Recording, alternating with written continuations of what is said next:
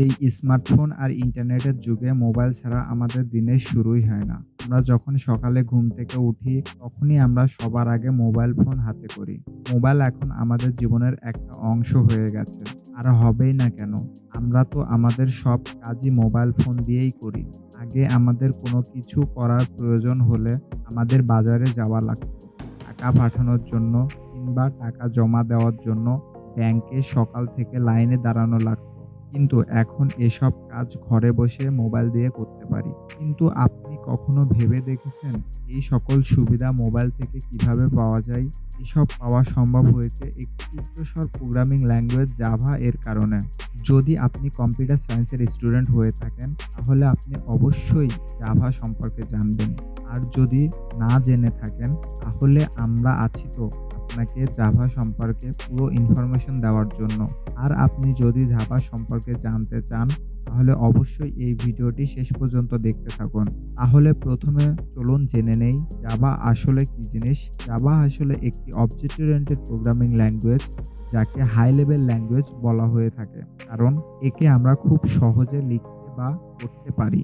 Java একটি multi platform এবং distributed programming language, যার ব্যবহার মোবাইল অ্যাপ্লিকেশন, ডেস্কটপ গিট application, web base application, gaming application, enterprise application, scientific application, big data technology, business application, distributed application, cloud base application তৈরি হয়ে থাকে। এছাড়া এই ল্যাঙ্গুয়েজে প্রায় সকল ডিভাইসের সফটওয়্যার বা অ্যান্ড্রয়েড ডেভেলপমেন্ট হয়ে থাকে। জাভা বাকি সব ল্যাঙ্গুয়েজের তুলনায় সহজ, ভালো, দ্রুত এবং সিকিউরড একটি ল্যাঙ্গুয়েজ, যা ব্যবহার শুধু কম্পিউটার নয়, বর্তমান মোবাইল, ট্যাব সহ সকল টেকনিক্যাল ডিভাইসে হয়ে থাকে। আজকাল online banking, online shopping, online form, এই সব কিছুই জাভার কারণে সম্ভব হয়েছে। বর্তমানে প্রায় সকল মোবাইল ফোন কোম্পানি জাভাকে সাপোর্ট করে। গুগল জাভাকে লিনাক্সের সাথে যোগ করে মোবাইল ডিভাইসের জন্য অ্যান্ড্রয়েড নামে একটি open source operating system develop করেছে, যা বর্তমান সময়ে অনেক জনপ্রিয় হয়ে উঠেছে। আর প্রায় সকল বড় বড় কোম্পানি অ্যান্ড্রয়েড প্ল্যাটফর্মের জন্য মোবাইল, ট্যাবলেট, স্মার্ট ওয়াচ তৈরি করে থাকে জাভা ল্যাঙ্গুয়েজে। এই সকল অ্যাপ্লিকেশন অ্যান্ড্রয়েড এর সফটওয়্যার ডেভেলপমেন্ট কিট এসডিকে ব্যবহার করে বানানো হয়েছে। এবার আমরা জানব জাভার ইতিহাস সম্পর্কে। জাভা একটি কম্পিউটারের বেসিক প্রোগ্রামিং ল্যাঙ্গুয়েজ, যা জেমস গসলিং 1991 সালে আবিষ্কার করেছিল। জেমস গসলিংকে জাভার প্রধান ডেভেলপার মানা হয়। এই ল্যাঙ্গুয়েজে বানানোর পেছনে একটি উদ্দেশ্য ছিল। এই ল্যাঙ্গুয়েজটি একবারই লেখা হবে এবং যার ব্যবহার সব জায়গায় করা যাবে। শুরুতেই এই ল্যাঙ্গুয়েজের নাম ওয়াক রাখা হয়েছিল। পরে 1995 সালে নাম পরিবর্তন করে জাভা রাখা হয়। জাভা টিমের সদস্যদের গ্রিন টিম ও বলা হয়ে থাকে। তারা এই ল্যাঙ্গুয়েজকে ডেভেলপ করার জন্য প্রজেক্ট শুরু করে, যে ডিজিটাল ডিভাইসের জন্য অ্যাপ্লিকেশন তৈরি করবে। প্রধান উদ্দেশ্য ছিল জাভাকে কনজিউমার ইলেকট্রনিক ডিভাইস যেমন টিভি, সেটআপ বক্স, ভিসিআর এর সফটওয়্যার বানানোর জন্য ডেভেলপ করা হয়েছিল, কিন্তু পরে ইন্টারনেট প্রোগ্রামিং এর জন্য বেস্ট প্রোগ্রামিং ল্যাঙ্গুয়েজ হয়ে যায়। প্রথমে প্রোগ্রামের নাম গ্রিন টেক রাখা হয়, পরে এর নাম ওয়াক রাখা হয়, কিন্তু এই নাম প্রথম থেকেই ওয়াক টেকনোলজি এর দ্বারা রেজিস্টার ছিল, তাই এর নাম আবার পরিবর্তন করে জাভা রাখা হয়। সবথেকে গুরুত্বপূর্ণ ও জনপ্রিয় ফিচার হলো জাভা ল্যাঙ্গুয়েজ প্ল্যাটফর্ম ইন্ডিপেন্ডেন্ট, যার অর্থ হলো জাভা কোনো বিষয়ের হার্ডওয়্যার অপারেটিং সিস্টেমের জন্য বানানো হয়নি, তাই জাভা দিয়ে তৈরি করা প্রোগ্রাম সকল প্ল্যাটফর্মে রান করা যায়। তাই জাভার এই ইউনিক ফিচার আজকেও জাভাকে সবথেকে পপুলার ল্যাঙ্গুয়েজ বানিয়ে রেখেছে।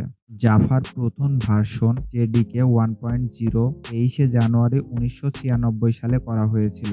এরপরে বেশ কিছু ভার্সন ডেভেলপ ও রিলিজ করা হয়। বর্তমানে জাভার লেটেস্ট ভার্সন জাভা এসই 11.016। জাভার একটি অবজেক্ট ওরিয়েন্টেড ল্যাঙ্গুয়েজ, সি এবং সি++ এর ওপর তৈরি করা হয়েছে, তবে জাভাকে আরও ইমপ্রুভ করা হয়েছে যেন প্রোগ্রামিং ল্যাঙ্গুয়েজের এরর দূর করা যেতে পারে। কমপ্লিট জাভা কোড সকল কম্পিউটারে জাভা ভার্চুয়াল মেশিন বা জেভিএম এর মাধ্যমে রান করা হয়। জেভিএম একটি ভার্চুয়াল মেশিন যেখানে জাভা প্রোগ্রাম রান করা হয়। যত কম্পিউটার জাভা প্রোগ্রাম রান করে তার সবগুলোই জেভিএম আগে থেকেই ইনস্টল করা হয়ে থাকে। তাই জাভার সোর্স কোড সকল কম্পিউটারে চলে। জাভা বাস্তবে অনেক বড় একটি প্রোগ্রামিং ল্যাঙ্গুয়েজ। জাভা প্রধানত ৩ ভাগে ভাগ করা হয়। Number 1 Java micro edition, number 2 Java standard edition, number 3 Java enterprise edition. এরপর আপনারা জানবেন জাভার ফিচার সম্পর্কে। Number 1 object oriented Java.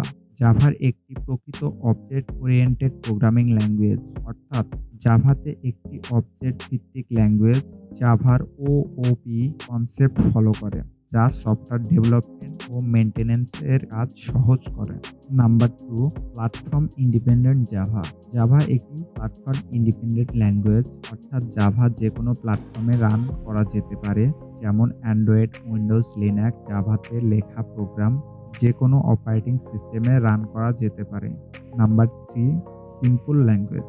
Java একটি সহজ ল্যাঙ্গুয়েজ কারণ এতে C++ এর মতনই সিনট্যাক্স হয়, যা সহজে শেখা যেতে পারে, কিন্তু এতে C++ এর মতো অপারেটর, ওভারলোডিং এবং হেডার ফাইল এর ব্যবহার করা হয় না, যার ফলে এটি শেখা আরও সহজ হয়। Number 4 portable. জাভা একটি পোর্টেবল ল্যাঙ্গুয়েজ কারণ জাভাতে সোর্স কোড কম্পাইলারের মাধ্যমে বাইট কোডে রূপান্তর করা যায়। এই বাইট কোড সকল সিস্টেমে রান করা হয়। নাম্বার 5 রুবার্টস। রুবার্টস অর্থ মজবুত। জাভাতে বানানো যে কোনো প্রোগ্রাম আলাদা আলাদা এনভায়রনমেন্টে ক্র্যাশ না করে কাজ করতে পারে। জাভার যা ইরর আসে তাকে সহজে খুঁজে সলভ করা যায়। এই সকল কারণে জাভাকে রুবার্টস ল্যাঙ্গুয়েজ বলে। Number 6 distributed Java. জাভা একটি ডিস্ট্রিবিউটেড ল্যাঙ্গুয়েজ। জাভার মাধ্যমে আমরা ডিস্ট্রিবিউটেড অ্যাপ্লিকেশন বানাতে পারি। জাভা HTTP এবং FTP প্ল্যাটফর্ম ব্যবহার করে, যার ফলে সহজে ইন্টারনেটে এর ডাটা অ্যাক্সেস করা যায়। এবং সবশেষে নাম্বার 7 মাল্টি-থ্রেড জাভা। জাভা একটি মাল্টি-থ্রেড ল্যাঙ্গুয়েজ, যার অর্থ জাভা বড় বড় প্রোগ্রামকে ছোট ছোট সাব প্রোগ্রামে বিভক্তি করে এরপর এই সকল সাব প্রোগ্রামকে ক্রমানুসারে এক্সিকিউট করে। এভাবে জাভা একসাথে একাধিক স্ট্যাক পূরণ করে। এই ফিচার জাভাকে ফাস্ট এবং ইফেক্টিভ বানায়। এই ফিচার ব্যবহার করে মাল্টিমিডিয়া এবং ওয়েব অ্যাপ্লিকেশন করা হয়।